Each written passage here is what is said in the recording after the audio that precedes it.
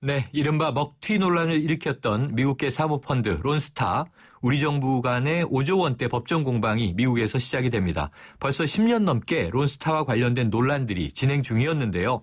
이번 재판으로 기나긴 논란에 종지부를 찍게 될까요? 홍익대학교 경제학과 전성인 교수 연결하겠습니다. 전 교수님 안녕하세요. 네, 안녕하세요. 네, 이 론스타 사건은 역사가 좀 길죠. 그렇습니다. 2003년에 외환은행의 최대 주주가 됐던 건데요. 네네. 그때부터 주요한 이슈들 좀 짚어주십시오. 예, 먼저 이제 론스타는 이제 은행을 인수할 자격이 없는 산업자본임에도 불구하고 네. 2003년에 외환은행을 인수했죠. 네. 그 다음에 그때부터 그 무렵에 이제 우리나라에는 이제 카드 사태가 있었는데요.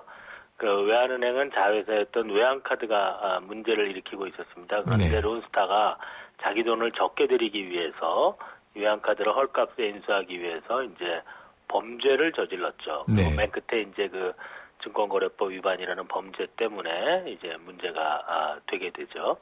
그리고 이제 이런 문제가 많이 생기니까 2006년부터 당시 야당이던 현재 이제 새누리당을 중심으로 문제 제기가 활발하게 이루어져서요.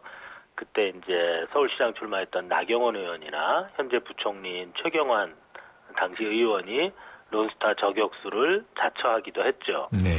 그다음에 이제 그 국회가 고발을 해서 검찰과 감사원이 수사와 감사에 나서지만 가장 핵심적인 사안인 산업자본 부분은 덮고 갑니다.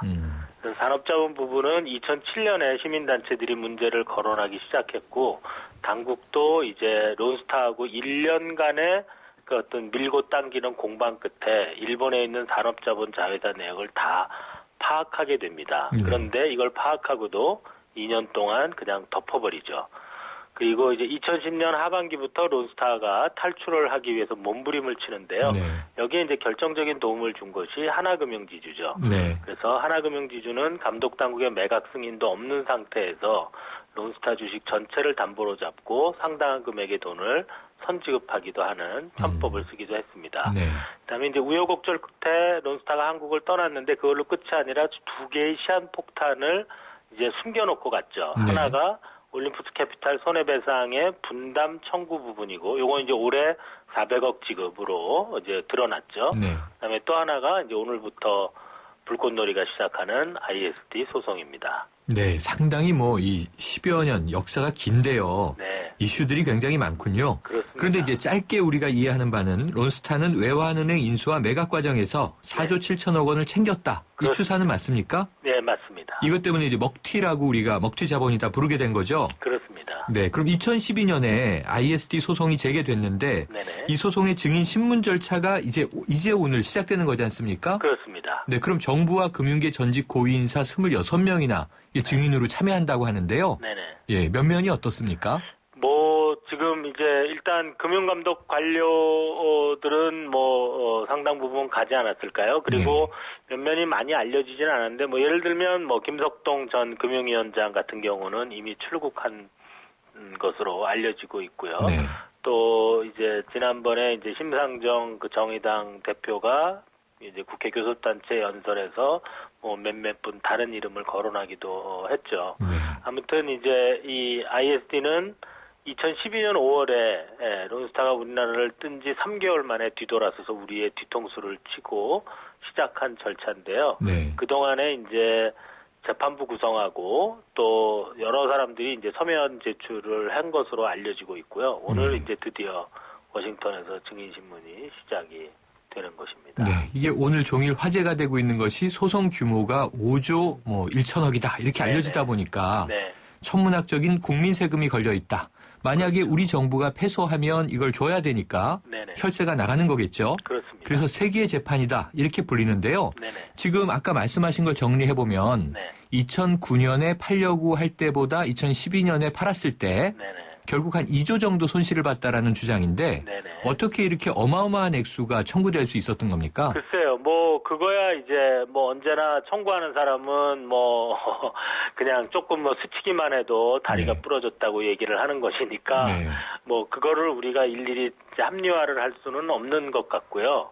그냥 보통 논거는 두 가지로 알려져 있죠. 하나는 이제 벨기에라는 조세 피난처에 세운 페이퍼 컴퍼니, 예. 우리말로는 좀 뭐 어감이 나쁘게 번역하면 유령 회사인데요. 네. 이 유령 회사에 대해서 이중과세 방지 협약 혜택을 부인한 것이 잘못됐다. 네.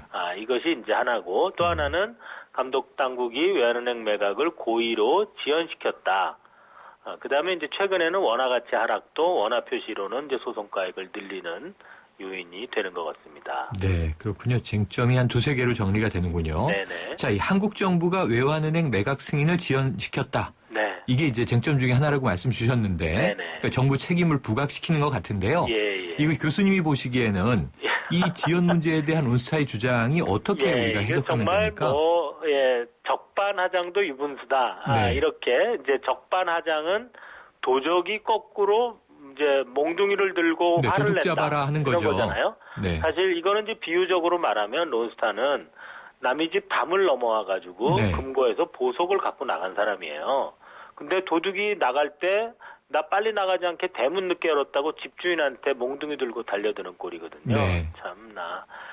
왜냐하면 이제 은행을 가질 수 없었던 사람이 이제 은행을 가졌다는 게 네. 이게 뭐 남의 집 담 넘은 거랑 다를 바가 아무것도 없는 네, 거죠. 그런데도 또 아까 말씀하신 대로 국내에서 사업을 하면서 지금 이 불법으로 범죄도 저질렀다는 거 아니에요? 그렇습니다. 예. 그럼 자격이 없는 자본이 어찌 네. 보면 이게 이 악성 자본이 예. 우리의 그렇죠. 이제 거대 은행을 좌지우지하려고 하면서 먹튀를 한 상황인데요. 네네. 자, 정부 합동대응팀을 미국으로 급파했다고 합니다. 네네. 어떻게 대응해야 한다고 좀 조언 주시겠습니까? 저는 이제 론스타가 가장 아파하는 부분은 산업자본 이슈입니다. 그러니까 비유적으로 말하면 너 왜 남의 집 담을 넘어왔냐?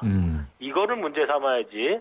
담을 넘은 것 자체를 문제 삼지 않으면 그 여기 있는 게 정당하다. 그러면 이제 나가려고 그러는데 문 높게 열어주면 좀 뭐 야단 뭐 문제가 될 수도 있는 거 아니겠습니까? 네. 그러니까 네가 왜 담을 넘어왔느냐를 문제를 삼아야 되는데 지금 이제 우리나라 팀으로 보면 그게 정말 그 문제를 삼을 수 있을지 걱정이고 적어도 아직까지는 정부는 그 노직을 선택하지 않은 것 같습니다. 네, 그러니까 지금 말씀하신 대로 애초에 자격이 없는 자본이 국내에 들어와서 은행을 끌어안고 이 금융사업을 하려고 했다. 네네. 그러니까 자격 미달인 이 대상이다. 예. 그러니까 애초에 이 소송은 불가하다라고 주장해야 되는데 그런 거죠. 이게 일종의 굉장히 중요한 선제 공격일 텐데요. 네네.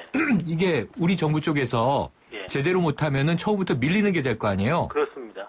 이게 참 안타까움이 있는 것이 그러면은 또 이 론스타 입장으로 우리가 혹시 예. 조금 이제 넘어가 본다면 예. 그럼 애초에 왜 받아줬습니까? 이렇게 물어보면 어떻게 해야 돼요? 예, 그런데 이제 문제는 론스타가 이것이 범법인 줄을 알고 있었거든요. 여러 가지 인지하고 증거에 있었다. 의해서.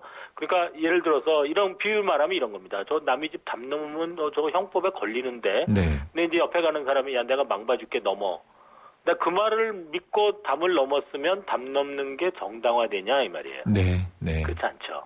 그건 이제 알겠습니다. 내가 망봐줄게 넘어한 사람까지 감옥에 가는 거지. 그렇죠. 네, 그 사람 말을 믿고 넘었으니까 나는 무죄다. 이건 말이 안 되는 거죠. 네. 그러니까 국가나 정부의 책임이 아니고 네. 거기서 그 문을 열어준 내통자가 있을 수는 있다. 예, 그런 거죠. 예, 거기까지도 처벌해야 된다 이런 말씀이신데 자 아직 섣부르게 결과를 예단할 수 없다고 해요. 승소 네. 가능성 어떻게 보세요?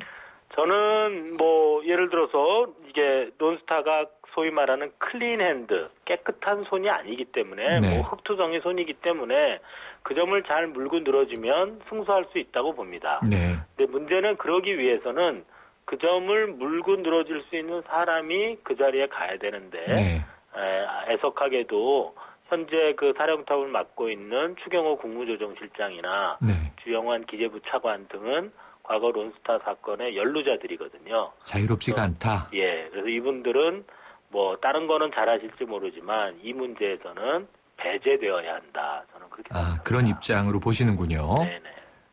자, 우리나라가 당한 첫 번째 ISD란 점에서 더욱 관심이 집중되고 있는 건데요.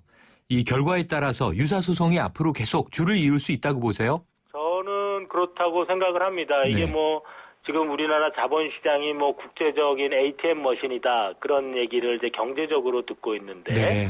자칫하면 법률 시장에서도 그 투자자 국가소송과 관련해서도 대한민국은 국제적 ATM 머신이다 이런 불명예를 쓸 가능성도 있습니다. 이번에 네. 잘해야 됩니다. 그러니까 지금 이 첫 번째 ISD 소송을 우리가 승소로 잘 막아내지 못한다면 네.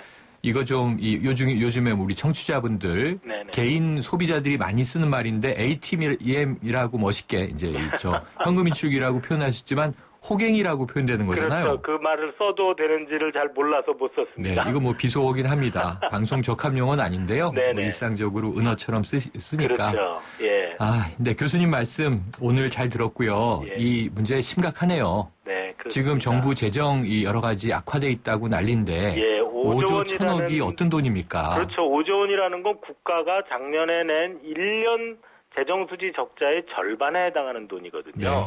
도둑들에게 이 돈을 또 내줄 수는 없다. 반드시 좀 우리 정부 강경한 대응으로 잘 이겨주기를 바랄 뿐이고요. 네. 오늘 말씀 감사합니다. 네, 감사합니다. 홍익대학교 경제학과 전성인 교수였습니다.